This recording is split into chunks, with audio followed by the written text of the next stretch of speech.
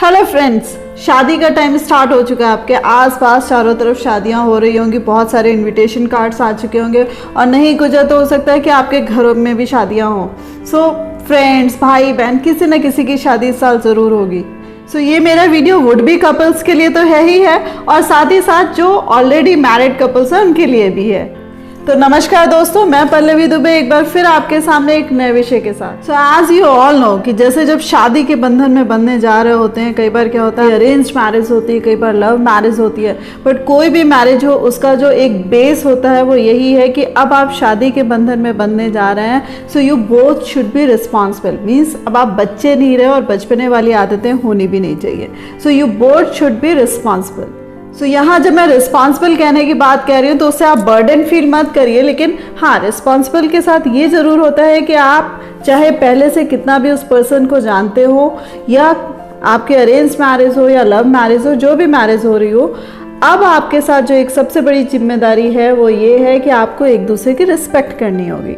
और जब आपस में एक दूसरे को रिस्पेक्ट दे रहे हैं उसके साथ साथ एक दूसरे की फैमिली मेम्बर्स को भी रिस्पेक्ट देनी बहुत ज़रूरी है। जैसे कहते हैं कि एक दूसरे के पेरेंट्स वो आपके पेरेंट्स होने चाहिए, एक दूसरे के भाई बहन वो आपके भाई बहन होने चाहिए। सो जब इस तरीके का कोऑर्डिनेशन होता है और एक इस तरीके की फीलिंग्स आती हैं फैमिली वाली, सो बॉन्डिंग बहुत अच्छी होती है। सो आज की डेट में अगर मैं बात करूं कि जब कोई शादी करने जा रहा होता है तो बहुत सोच समझ के डिसीजन लेता है, लेकिन उसके साथ साथ कई ऐसी चीज़ें शादी के बाद पता लगती हैं कि अरे ये क्या। सो कहने की बात यह है कि हर पर्सन में मेरिट्स और डिमेरिट्स होती हैं। सो हम जब किसी पर्सन को अपना रहे हैं, अपना तो ले ही चुके हैं, सो जब हम उसको अपना ही चुके हैं सो उसकी मेरिट्स और शॉर्टकमिंग्स दोनों के साथ अपनाएं।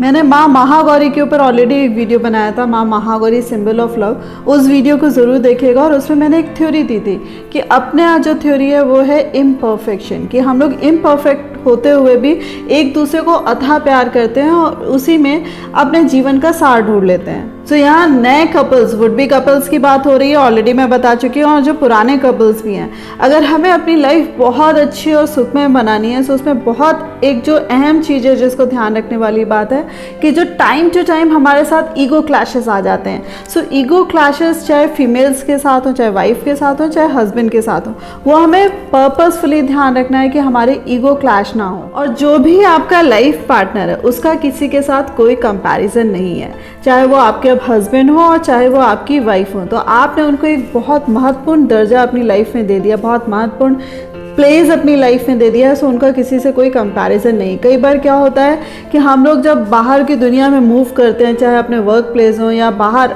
अलग अलग जगहों पे, कि हमें कई सारे लोग मिलते हैं। सो कई बार क्या होता है कि उन लोगों का कंपैरिजन अपने लाइफ पार्टनर से हो जाता है। सो उन चीज़ों का ध्यान रखें कि वो पर्सन अच्छा है, बहुत अच्छी बात है, आप उसको देखिए, प्रेस करिए, बट आपके घर में जो आपके हस्बैंड है या आपकी वाइफ है उनकी अलग प्लेस है, उनका अपना वैल्यू है। सो प्लीज़ उनका किसी से कोई कंपैरिजन मत करें और ना उनको फोर्स करें उस पर्सन की तरह चेंज होने के लिए। तो आप जब किसी के साथ कोई कंपैरिजन नहीं करेंगे और अपना जो लाइफ पार्टनर है उसको वेटेज देंगे, सो उसके साथ साथ बहुत ज़्यादा ज़रूरी है कि लॉयल्टी किसी भी रिलेशनशिप के लिए बहुत ज़रूरी होती है। और यहाँ तो हम हस्बैंड वाइफ के रिलेशनशिप की बात कर रहे हैं कि अब आप शादी जैसे अटूट बंधन में बन चुके हैं। सो अब आपको कोई दूसरा, तीसरा, चौथा पसंद करने की ज़रूरत नहीं है। आपको अपनी पसंद एक पर्सन में फिक्स करनी होगी और उन्हीं को सारा प्यार करना होगा। टोटल मिलाकर बात यह कि अब भटकने की ज़रूरत नहीं है। Be loyal to your life partner, because अब आपको अपनी फैमिली की भी शुरुआत करनी होगी। So be happy whatever you have. कई बार क्या होता है कि हम अपनी चीज़ का या अपने लोगों का कंपैरिजन दूसरों से करते रहते हैं, अपने लोगों के लिए थैंकफुल नहीं होते हैं। सो ये सारी चीज़ें हमें बहुत ज़्यादा ध्यान रखनी है कि अगर हमारे पास कोई अच्छा पर्सन है तो उसकी छोटी छोटी चीज़ों में खूबियाँ ढूंढें, क्वालिटीज़ ढूंढें और भगवान से थैंक्स कहना ना भूलें। जब आप इतने थैंकफुल होंगे, खुश रहेंगे, सो अपने आप चीज़ें बहुत अच्छी होंगी। और इसके साथ साथ एक और अहम बात है कि कई बार जो हमारा पास्ट होता है जिसको हम टाइम टू टाइम उखाड़ते रहते हैं और अपने लाइफ पार्टनर के साथ उनको भी डिस्कस करते रहते हैं। सो जो आपका बिटर पास्ट रहा है या मेमोरीज रही हैं, अच्छी मेमोरीज हैं but obvious you can discuss कर सकते हैं, बट जो बिटर पास्ट है या जो आपके लाइफ पार्टनर को दुखी कर सकता है, उन मेमोरीज को या उन चीज़ों को डिस्कस ना करें। The same way husband wife की ट्विनिंग तभी अच्छी बनती है जब उनके फैमिली मेंबर्स भी आपस में खुश हैं। सो जब हम फैमिली मेंबर्स की बात कर रहे हैं, सो कई बार क्या होता है कि अगर हस्बैंड वाइफ या लड़का लड़की एक दूसरे को जानते भी हैं, सो और जो फैमिली मेंबर्स होते हैं उनको पूरी तरीके से नहीं जानते हैं, और होता क्या है कि शुरू में ही एक दो स्टेटमेंट से लोगों को प्रेजुडाइज कर लेते हैं, यानी कि उनके बारे में धारणा बना लेते हैं कि ये पर्सन या मेरी मदर इन लॉ या उसकी मदर इन लॉ या जो भी है उसकी ब्रदर सिस्टर, इस तरीके की फीलिंग्स आती हैं कि वो पर्सन ऐसा है। सो किसी एक दो स्टेटमेंट से अपने धारणा ना बनाए या अपने अंदर किसी भी तरीके की गलतफहमी ना पालें। दूसरों को टाइम दें आपको समझने के लिए, और खुद को भी टाइम दें दूसरों को समझने के लिए। द सेम वे इसके साथ एक और इम्पॉर्टेंट बात आती है कि जब आप शादी के बंधन में बंध गए और जैसे मैंने कहा कि एक दूसरे की फैमिली को रिस्पेक्ट करना, एक दूसरे को रिस्पेक्ट करना, सो अब आपको ये भी जानना बहुत ज़रूरी है कि it's my family.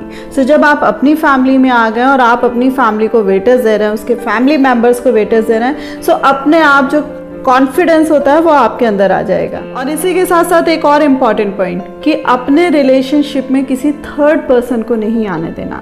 Third person की अगर मैं बात करूं कि कई बार क्या होता है कि आपस में जब कभी कोई मिसअंडरस्टैंडिंग हो जाती है या आपस में कोई छोटी बहुत तकरार हो जाती है, सो लोगों का प्रॉब्लम क्या होता है कि वो किसी थर्ड पर्सन से, कि वाइफ ने अपनी फ्रेंड के साथ डिस्कस करा या हस्बैंड ने अपने किसी फ्रेंड के साथ डिस्कस करा, सो उसमें प्रॉब्लम क्या आती है कि वो पर्सन आपके हस्बैंड को या वो पर्सन आपकी वाइफ को उतने अच्छे से नहीं जानता है। सो टोटल मिलाकर बात क्या होती है कि कई बार जो डिस्टेंस होते हैं, डिफरेंसेस होते हैं, वो ज़्यादा बढ़ जाते हैं। सो जब कभी थोड़ा बहुत मिसअंडरस्टैंडिंग हो रही है, सो आपस में आप लोग खुद बात करिए and try to resolve the matter. तो किसी भी मैटर को ना तो ईगो पे लाएं और ना ही किसी मैटर को बहुत ज़्यादा आप लंबा खींचें। मैटर को अगर कोई बात आपके बीच में तकरार ला रही है, सो उसको कोशिश करिए कि उसको तुरंत ख़त्म करें, और जब आप उस टॉपिक को ख़त्म कर रहे हैं तो उसको कैजुअल टॉक्स के साथ ख़त्म करें, फॉर्मल टॉक के साथ नहीं। तो कहने की बात है कि जितना लाइटली आप इन चीज़ों को लेंगे उतना आराम से स्मूथली चीज़ें आराम से हो जाएंगी। और इसी के साथ साथ कहीं जो झुकने वाली बात होती है कि कहते हैं कि मैं सॉरी नहीं मांग सकती, उसकी गलती है वो, या वो सॉरी नहीं मांग सकता। सो बहुत सारी चीज़ें होती हैं कि जो फॉरगिवनेस होती है हस्बैंड वाइफ में वो कई बार बहुत मुश्किल होती है,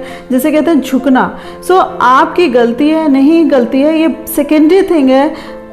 बात ये आती है कि आप अपने रिलेशनशिप को अच्छा चाहते हैं कि नहीं चाहते हैं, आप उस पर्सन को इन टोटलिटी पसंद करते हैं कि नहीं करते हैं, और आप इस पवित्र बंधन में बंध चुके हैं। सो कहने की बात ये है कि आपको टाइम टू टाइम फॉरगिव भी करना होगा, यानी कि माफ़ भी करना होगा, और ना वो केवल शब्दों से, वो तहे दिल से भी। और ये जो चीज़ है जैसे मैं कहती हूँ फॉरगिवनेस ना केवल हस्बैंड वाइफ में होनी चाहिए, वो पूरे फैमिली मेम्बर्स के साथ भी होनी चाहिए। क्योंकि शुरू में जब अंडरस्टैंडिंग की बात होती है, शुरू में जब एक बॉन्डिंग की बात होती है अदर फैमिली मेम्बर्स के साथ भी, सो शुरू में हमें बातें बहुत ज़्यादा चुभती हैं। सो उन बातों को हमें टाइम टू टाइम फॉरगिव ज़रूर करना है, उस पर्सन की नासमझी समझ के या उस पर्सन का मैच्योरिटी लेवल कम समझ के आप किसी न किसी वे में अपने को समझा के उसको फॉरगिव करते रहिए। सो चैलेंजेस हर रिश्ते में आते हैं और चैलेंजेस शुरू में आते ही हैं। हर पर्सन की आइडियोलॉजी डिफरेंट होती है, सो वो जो आइडियोलॉजी है वो सेट होने में भी हल्का सा टाइम लगता है। अब चाय बनाओगे तो तुरंत नहीं बन जाएगी, थोड़ा सा समय लगेगा। आपको ये जानना बहुत ज़रूरी है कि आपका ये जो रिलेशनशिप है वो आपको फॉरएवर रखना है। सो उसके लिए आपको जो भी करना पड़ेगा वो आप आराम से करेंगे और प्यार मोहब्बत से करेंगे।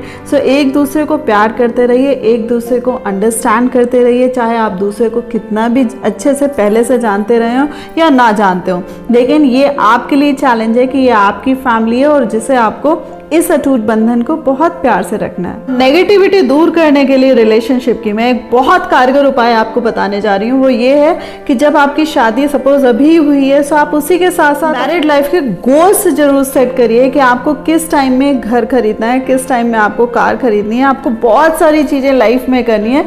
सो उसके गोल्स आपको सेट करने के कैसे टाइम टू टाइम आपको अपनी सारी चीज़ें कंप्लीट करनी है। और सपोज सारी चीज़ें आपके पास हैं तो उसको अपडेट करना है। सो कहने की बात ये है है कि आपके पास काम होना चाहिए और आपको गोल सेट ज़रूर करना है कि जितनी भी चीज़ें उनको अपडेट करना है और अपनी खुशियों को डबल कैसे करना है। सो निचोड़ ये है कि गोल बनाइए और दूसरी चीज़ ड्रीम करिए कि दोनों को एक साथ सारे गोल्स को फुलफिल करना है। Enjoy this phase of life. Congratulations for your happy married life. और अभी तक अगर आपने मेरे चैनल को सब्सक्राइब नहीं किया तो उसको सब्सक्राइब करना मत भूलिएगा। इस वीडियो को लाइक शेयर करना मत भूलिएगा।